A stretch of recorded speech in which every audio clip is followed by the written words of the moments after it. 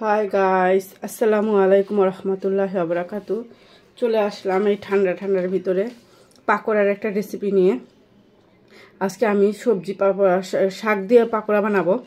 দেখো, এখানে আমি পালং শাক কুচি করে নিয়েছি, ধুয়ে কুচি করে নিয়েছি। আর এখানে নিয়ে নিয়েছি কাঁচামরিচ কুচি, এখানে নিয়েছি পেঁয়াজ কুচি আর ধনেপাতা কুচি, আর এখানে আলু দেখো রেশা দিয়ে কুচিয়ে নিয়েছি। এখন কি কি মশলা দিব সেটাই তোমাদের সাথে একটু শেয়ার করি। একটু মরিচের গুঁড়া দিব, কাঁচামরিচ দিয়েছি যেহেতু অল্প করে একটু মরিচের গুঁড়া দিয়ে দিলাম। তোমরা ঝাল যে যতটুকু খাবে ঠিক ততটুকু আন্দাজ দিয়ে দিবে। আমার মেয়েরা অত ঝাল খায় না অবশ্য, তার জন্য একটু আদা বাটাটা অবশ্যই পরিমাণ মতো দিবে। 1 চামচ আদা বাটা দিলাম আমি দুইবারে। এখন আরেকটা জিনিস দিব, সেটা হলো ফোলানোর জন্য খাবার সোডাটা অবশ্যই দিবা, না হয় ফুলবে না।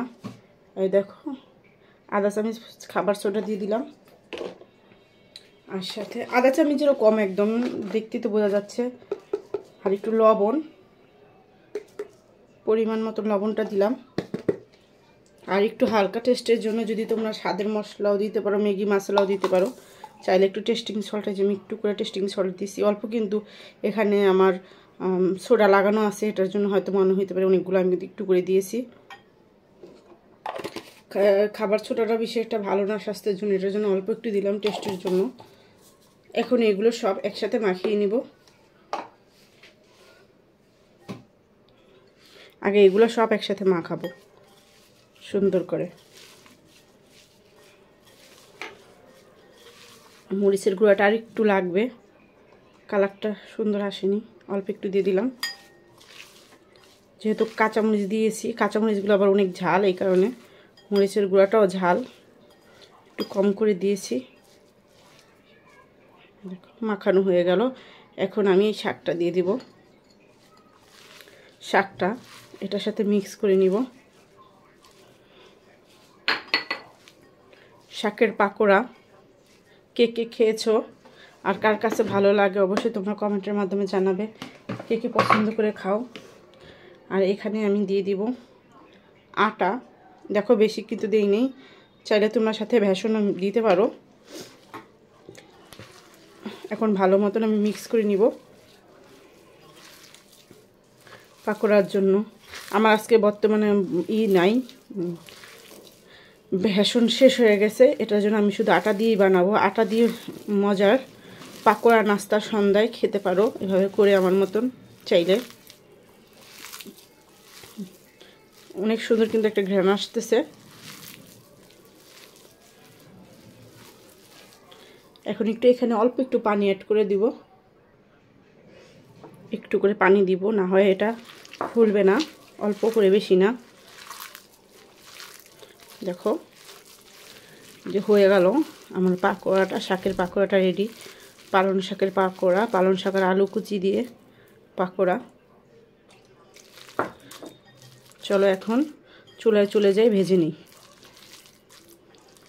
আমরা অনেক সময় বাচ্চারা খেতে চায় না শাক, আমরা যদি এভাবে পাকোড়ার মতন বানিয়ে দিই তাহলে কিন্তু বাচ্চারা মজা করে খেয়ে নেবে। আমরা চাইলে এইভাবেও, পালং শাকে কিন্তু প্রচুর ভিটামিন আছে, তোমরা চাইলে এইভাবে বাচ্চাদের পালং শাক আরও ইচ্ছা করে বেশি কম নিতে পারো। আমি অল্প করে নিয়েছি, তোমরা চাইলে আরও বেশি দিতে পারো। চলো এখন চলে যাই চুলা। এই দেখো কড়াইটা কিন্তু আমি বসিয়ে দিয়েছি। আমার কালো কড়াইটা দেখে তোমরা কিছু মনে করো না, এই কড়াইটা দিয়ে রান্না করতে আমার কাছে অনেক ভালো লাগে, আর কালার অনেক সুন্দর আসে, এটার জন্য ভাজাগুলো অনেক ভালো হয়।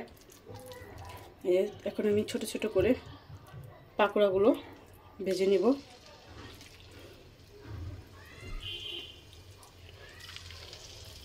আমার কিন্তু আরও কড়াই আছে, কিন্তু আমি এটা দিয়ে অনেক ভালো লাগে, স্বাচ্ছন্দ্য বোধ করি এটা দিয়ে ভাজতে। এটার জন্য তোমাদের সাথে এটা দিয়ে শেয়ার করলাম, আমার কাছে অনেক ভালো লাগে, ব্যবহার করে মজা পাই। দেখো কত সুন্দর। এই ঠান্ডার ভিতরে কিন্তু চা দিয়ে এই পাকোড়া খেতে, চায়ের সাথে পাকোড়া খেতে কিন্তু দারুণ মজা হয়। সেটা একটু বানালাম আর তোমাদের সাথে একটু শেয়ার করা।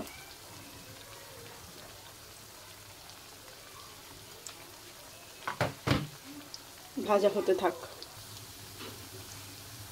দেখো এখন একটু উল্টিয়ে দিই। এই দেখো আমরা কিন্তু সাধারণত একটু আটা, আলু আর পালং শাক দিয়ে, আমরা যে কোনো শাক দিয়ে এটা করতে পারি, বানিয়ে ফেললাম পাকোড়াগুলো। সেটাই তোমাদের সাথে শেয়ার করলাম। সন্ধ্যার নাস্তায় আমরা ঘরে এগুলো করতে পারি। এখন তো একটু শীতের দিন, শীতের বেলা ভালো লাগে খেতে। এভাবে আমরা চাইলে ঘরে করতে পারি। সন্ধ্যার নাস্তা, বিকেলের নাস্তায় করে নিতে পারি।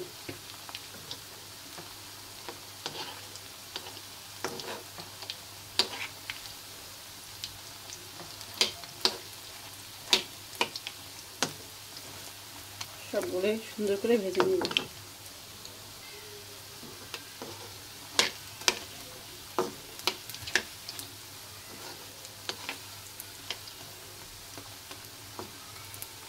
মচমচা করে ভেজে নিব। তো যখন লাল লাল হয়ে যাবে তখন নামিয়ে নিব।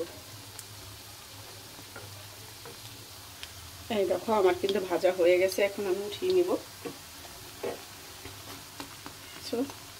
এরকম যখন ভাজা হয়ে যাবে তখন তোমরা উঠিয়ে নিবে।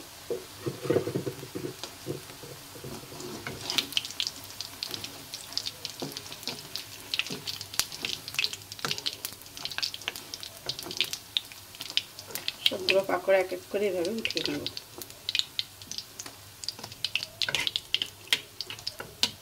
একটু দেখে নিবা, যেগুলো একটু ভালো মতন না হবে সেটা একটু ভেজে নিবে। যে এটা আমার ভাজা হয়নি, ভালো মতন আমি ভেজে নিলাম। পরবর্তীটা ওগুলো দিয়ে দিব।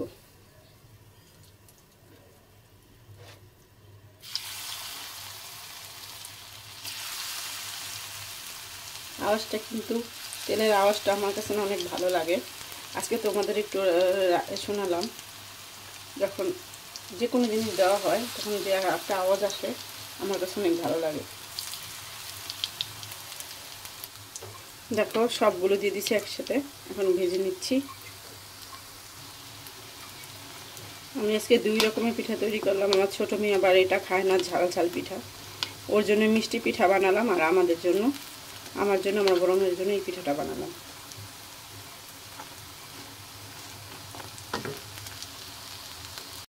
এই দেখো আমার শাকের পাকোড়াগুলো একদম রেডি। কেমন হয়েছে জানাবে। আমার ভিডিওটা যদি ভালো লেগে থাকে লাইক দিয়ে কমেন্ট করে দিবে আমার ভিডিওটাকে।